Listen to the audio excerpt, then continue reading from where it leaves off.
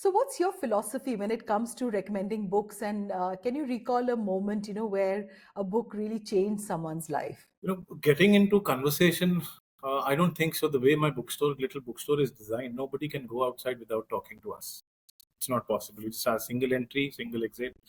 So the first aspect is talking to them. One of the first questions that we ask is, of course, how can I help you on the basics? But then I try to get deeper into what they are doing in life. And sometimes I've been playful in these kind of questions. What are your dreams? And immediately I get to know that this guy is here to buy a book for his girlfriend, or this girl is here to buy a book for her father. So those are the little aspects that we have to be very sensitive about, and that's how the recommendation automatically pops up. I mean, it's you've done that for so many years, sitting in the same space. It's something you don't train for. It just automatically happens. Bookstores have closed down, even award-winning ones, right? So, what has helped Rajat Book Corner, survive where others have shut? And what role does community really play in keeping a bookstore alive? We would love to hear that from you, Mohit.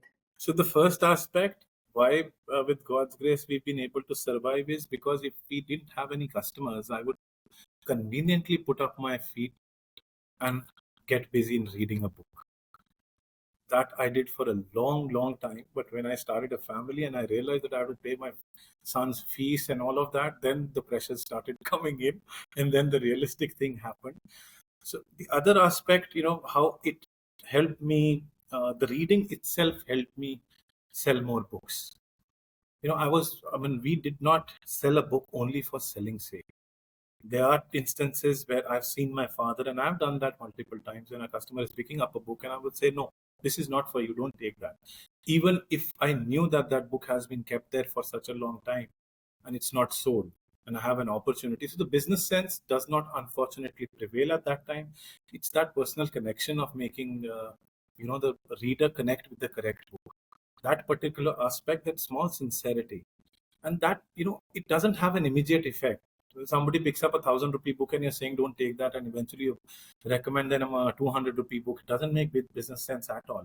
But then that 200 rupee book gives a repeat customer, creates a trust, creates a faith, and that's how slowly and gradually we have 3 generations of people coming in together in the bookshop. So the other day, a very, very senior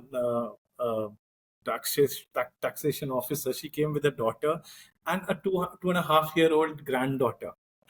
And literally, I was holding the granddaughter, and all 3 of us were reading out a picture book to her. She was sitting on my counter. So these are the little experiences. Exactly, these are the experiences that a bookstore has to create. Now, making that into a commercial enterprise is can happen when the community gets in.